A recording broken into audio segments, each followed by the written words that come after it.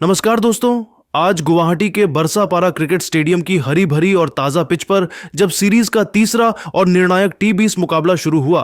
तो टॉस की प्रक्रिया पूरी हुई, जिसमें भारतीय कप्तान सूर्य कुमार यादव ने पिच पर मौजूद हल्की नमी का फायदा उठाने के लिए पहले गेंदबाजी करने का साहसी निर्णय लिया। न्यूजीलैंड की ओर से डेवन कॉनवे और रचिन रविंद्र की जोड़ी मैदान पर उतरी, लेकिन पहले ही ओवर में हर्षित राणा गेंदबाजी करने के लिए मोर्चे पर आए और उन्होंने अपनी तीसरी ही गेंद पर पूरे स्टेडियम को जोश से भर दिया, जहां उन्होंने एक सटीक लेंथ गेंद पर डेवन कॉनवे को अपनी ओर आकर्षित किया, जिससे डेवन कॉनवे हवाई शॉट खेलने के प्रयास में मिड ऑफ पर हार्दिक पांड्या के एक हैरतअंगेज और उड़ते हुए कैच के कारण 2 गेंदों पर 1 रन बनाकर आउट हो गए। इसी ओवर की चौथी गेंद पर रचिन रविंद्र ने एक दर्शनीय चौका जड़कर अपना खाता खोला, लेकिन दूसरे ओवर में उपकप्तान हार्दिक पांड्या दूसरे ओवर में गेंदबाजी करने के लिए आए और उन्होंने अपनी चौथी गेंद पर न्यूजीलैंड को दूसरा बड़ा झटका दिया, जहां रचिन रविंद्र एक शॉर्ट पिच गेंद पर पुल शॉट खेलने के प्रयास में डीप स्क्वायर लेग पर रवि बिश्नोई को कैच थमाने के कारण 5 गेंदों पर 4 रन बनाकर आउट हो गए।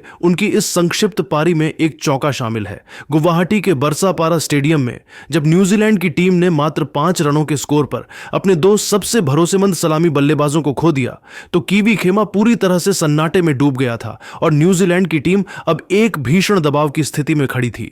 भारतीय कप्तान सूर्य कुमार यादव ने इस दबाव को और अधिक बढ़ाने के इरादे से हर्षित राणा को पारी के तीसरे ओवर में दोबारा गेंदबाजी करने के लिए मोर्चे पर बुलाया, ताकि न्यूजीलैंड के मध्य क्रम की कमर तोड़ी जा सके। हालांकि क्रीज पर मौजूद न्यूजीलैंड के विस्फोटक बल्लेबाज ग्लेन फिलिप्स आज एक अलग ही निडर मानसिकता के साथ मैदान पर उतरे थे और उन्होंने हर्षित राणा की पहली ही गेंद पर अपनी कलाइयों का जादुई इस्तेमाल करते हुए बैकवर्ड पॉइंट की दिशा में एक कड़क चौका जड़कर अपने इरादे साफ कर दिए। हर्षित ने वापसी की कोशिश की, लेकिन फिलिप्स ने अगली ही गेंद पर उनकी गति का फायदा उठाते हुए एक्स्ट्रा कवर के ऊपर से एक और शानदार चौका बटोर लिया, जिससे न्यूजीलैंड के खेमे में थोड़ी जान लौटी और भारतीय गेंदबाजों को यह एहसास हुआ कि कीवी टीम इतनी आसानी से हार मानने वाली नहीं है।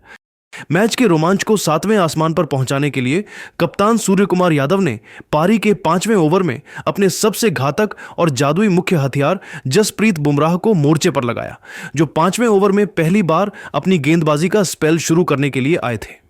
बुमराह ने किसी भी औपचारिक वार्म अप गेंद के बिना ही अपनी पहली ही जादुई गेंद को 137 किलोमीटर प्रति घंटे की रफ्तार से अंदर की ओर स्विंग कराया, जिसे टिम सीफर्ट पूरी तरह से पढ़ने में विफल रहे। सीफर्ट ने उस गेंद को रक्षात्मक रूप से खेलने का प्रयास किया, लेकिन गेंद उनकी उम्मीद से कहीं ज्यादा तेजी से अंदर आई और उनके बल्ले का बाहरी किनारा छोड़ते हुए सीधे ऑफ स्टंप की धज्जियां उड़ा दी, जिससे टिम सीफर्ट बिना खाता खोले ही बोल्ड होने के कारण 11 गेंदों पर 12 रन बनाकर आउट हो गए। उनकी इस संघर्षपूर्ण पारी में केवल एक चौका शामिल था। बुमराह की इस प्रलयकारी गेंदबाजी ने गुवाहाटी के हजारों दर्शकों को झूमने पर मजबूर कर दिया, क्योंकि न्यूजीलैंड का स्कोर अब महज 28 रनों पर 3 विकेट हो चुका था।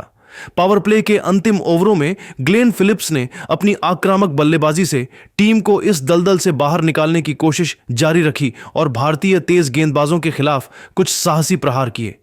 पावर प्ले के 6 ओवरों की समाप्ति के बाद न्यूजीलैंड का स्कोर 3 विकेट के नुकसान पर 45 रनों के एक नाजुक आंकड़े तक पहुंच चुका था, जहां ग्लेन फिलिप्स अपनी पूरी ताकत और एकाग्रता के साथ टीम इंडिया के गेंदबाजों का सामना कर रहे थे।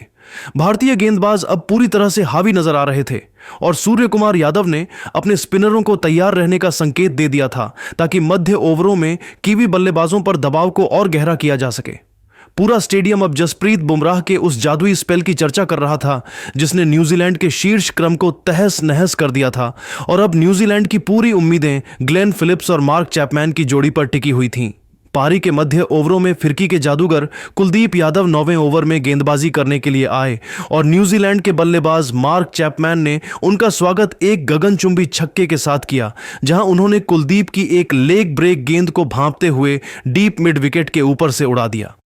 इसी ओवर में चैपमैन ने एक भाग्यशाली चौका भी बटोरा, जिससे न्यूजीलैंड के रनों की गति में थोड़ा सुधार हुआ और कुलदीप यादव अपने सिर पर हाथ रखकर हैरान नजर आए। 10वें ओवर में मध्यम गति के गेंदबाज शिवम दुबे 10वें ओवर में गेंदबाजी करने के लिए मोर्चे पर आए, जहां मार्क चैपमैन ने उनकी एक धीमी गेंद को अपनी क्रीज की गहराई का इस्तेमाल करते हुए लॉन्ग ऑफ के ऊपर से छक्के के लिए भेज दिया और न्यूजीलैंड के स्कोर को 10 ओवरों की समाप्ति पर 75 रनों तक पहुंचा दिया। ड्रिंक्स ब्रेक के समय न्यूजीलैंड की टीम 3 विकेट के नुकसान पर 75 रनों के स्कोर पर संघर्ष कर रही थी, जहां मार्क चैपमैन 17 गेंदों पर 28 रन पर नाबाद थे और उनके साथ ग्लेन फिलिप्स 25 गेंदों पर 30 रन पर नाबाद क्रीज पर खूंटा गाड़कर खड़े थे। भारतीय गेंदबाजों ने पहले 10 ओवरों में न्यूजीलैंड के शीर्ष क्रम को तहस नहस कर दिया था, लेकिन चैपमैन और फिलिप्स की इस जोड़ी ने न्यूजीलैंड की उम्मीदों को जिंदा रखा था, जहां गुवाहाटी की इस पिच पर अब रनों का संघर्ष और भी रोचक होने वाला था। न्यूजीलैंड को अब अंतिम 10 ओवरों में एक बड़े स्कोर तक पहुंचने के लिए इन दोनों सेट बल्लेबाजों से एक विस्फोटक साझेदारी की उम्मीद थी, जबकि भारतीय गेंदबाज अपनी पकड़ को और मजबूत करने के लिए विकेटों की तलाश में थे।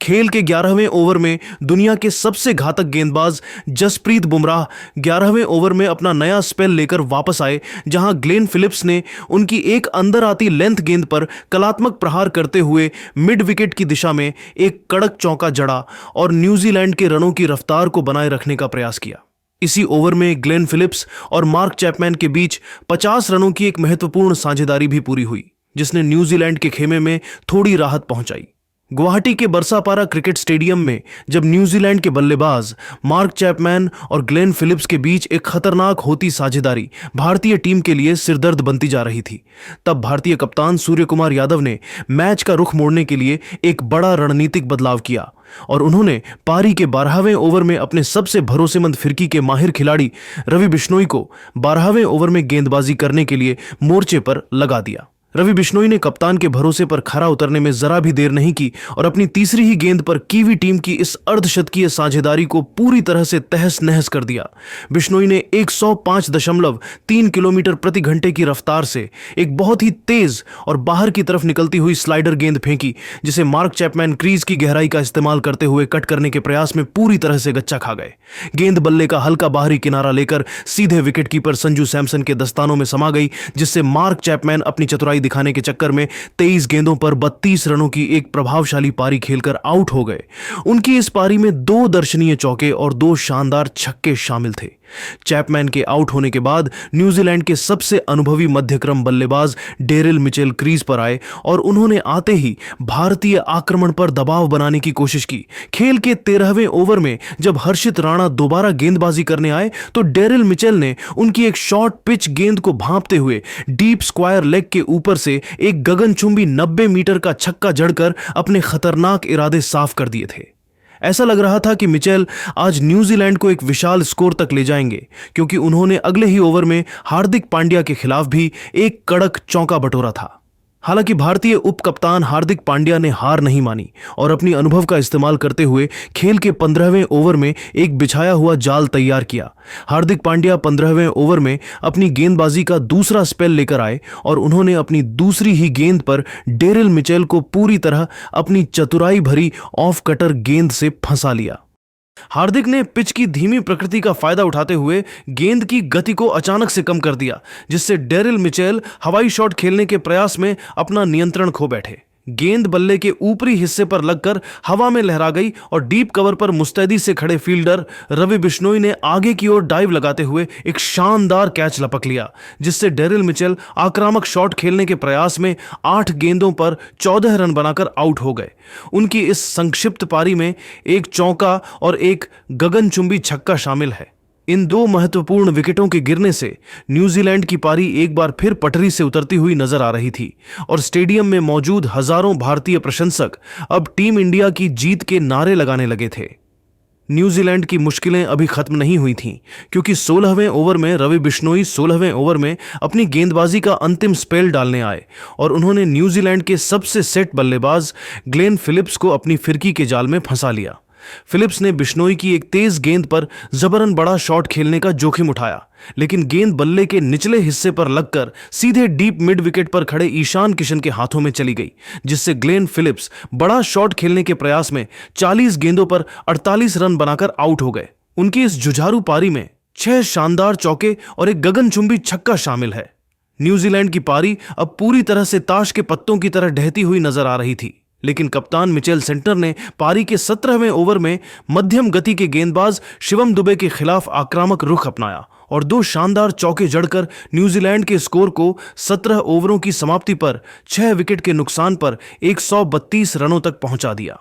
मैदान पर अब न्यूजीलैंड के कप्तान मिचेल सेंटनर 10 गेंदों पर 17 रन पर नाबाद खेल रहे थे और उनके साथ लंबे कद के बल्लेबाज काइल जेमिसन 3 गेंदों पर 3 रन पर नाबाद क्रीज पर डटे हुए थे। भारतीय गेंदबाजों ने इन मध्य ओवरों में न्यूजीलैंड की कमर तोड़ दी थी और अब गुवाहाटी का यह मैदान न्यूजीलैंड के डेथ ओवरों के प्रहार का इंतजार कर रहा था, जहां न्यूजीलैंड को एक सम्मानजनक स्कोर तक पहुंचने के लिए कम से कम 180 रनों की दरकार थी। रवि बिश्नोई ने अपने 4 ओवरों के कोटे में मात्र 18 रन देकर 2 बहुमूल्य विकेट झटके, जिसने न्यूजीलैंड की रणगति को पूरी तरह से रोक दिया था और अब सारा दारोमदार बुमराह और हार्दिक के अंतिम स्पेल पर था। गुवाहाटी के बरसापारा क्रिकेट स्टेडियम में न्यूजीलैंड की पारी जब अपने अंतिम और निर्णायक डेथ ओवरों में पहुंची तो पूरा स्टेडियम जसप्रीत बुमराह के नाम से गूंज रहा था, क्योंकि भारतीय गेंदबाजी के अगुआ अब कीवी पुछल्लों का शिकार करने के लिए वापस आ चुके थे। खेल के 18वें ओवर में दुनिया के सबसे घातक तेज गेंदबाज जसप्रीत बुमराह 18वें ओवर में अपना अंतिम स्पेल शुरू करने के लिए मोर्चे पर आए और उन्होंने अपनी दूसरी ही गेंद पर कीवी पारी की कमर तोड़ दी। बुमराह ने 141.2 किलोमीटर प्रति घंटे की रफ्तार से एक अंदर आती हुई तेज गेंद फेंकी, जिसे काइल जेमिसन ने लेग साइड की दिशा में जबरन उड़ाने का प्रयास किया, लेकिन गेंद की गति ने उन्हें पूरी तरह छका दिया, जिससे काइल जेमिसन बोल्ड होने के कारण 5 गेंदों पर 3 रन बनाकर आउट हो गए। इसी ओवर की चौथी गेंद पर न्यूजीलैंड के कप्तान मिचेल सेंटनर ने गेंद को मिड ऑफ की ओर धकेला और 2 रन लेने का जोखिम भरा प्रयास किया, लेकिन वहां मुस्तैद खड़े ईशान किशन ने बिजली की रफ्तार से गेंद को थ्रो किया, जिससे मैट हेनरी दूसरा रन पूरा करने के प्रयास में रन आउट होने के कारण एक गेंद पर 1 रन बनाकर आउट हो गए। पारी के 19वें ओवर में युवा तेज गेंदबाज हर्षित राणा 19वें ओवर में गेंदबाजी करने के लिए आए और कीवी कप्तान मिचेल सेंटनर ने उनका स्वागत एक प्रलयकारी छक्के के साथ किया। हर्षित ने एक धीमी गति की गेंद फेंकने की कोशिश की, लेकिन सेंटनर ने अपनी क्रीज का इस्तेमाल करते हुए उसे लॉन्ग ऑन बाउंड्री के बाहर 95 मीटर दूर भेज दिया, जिससे न्यूजीलैंड के खेमे में थोड़ी जान लौटी। हर्षित राणा ने हालांकि तुरंत वापसी की और अगली गेंदों पर कप्तान सेंटनर को हाथ खोलने का कोई मौका नहीं दिया, जिससे न्यूजीलैंड का स्कोर 19 ओवरों के बाद 8 विकेट के नुकसान पर 148 रनों तक ही पहुंच सका। अंतिम और निर्णायक 20वां ओवर फेंकने की जिम्मेदारी जसप्रीत बुमराह ने ली, जो 20वें ओवर में अपनी गेंदबाजी का कोटा पूरा करने के लिए आए और उन्होंने पहली ही गेंद पर न्यूजीलैंड की रही सही उम्मीदों को खत्म कर दिया। बुमराह ने एक ऊंची फुल टॉस गेंद फेंकी, जिस पर मिचेल सेंटनर ने बड़ा शॉट खेलने का प्रयास किया, लेकिन गेंद बल्ले के ऊपरी हिस्से पर लगकर सीधे डीप मिड विकेट पर खड़े अभिषेक शर्मा के हाथों में चली गई, जिससे मिचेल सेंटनर हवाई शॉट खेलने के प्रयास में 17 गेंदों पर 27 रन बनाकर आउट हो गए। उनकी इस जुझारू पारी में 3 चौके और एक शानदार छक्का शामिल था। इसी ओवर की तीसरी गेंद पर ईश सौढ़ी के बल्ले का बाहरी किनारा लगा और गेंद संजू सैमसन के पास से निकलकर बाउंड्री पार चली गई, जिससे न्यूजीलैंड को 4 रन मिल गए।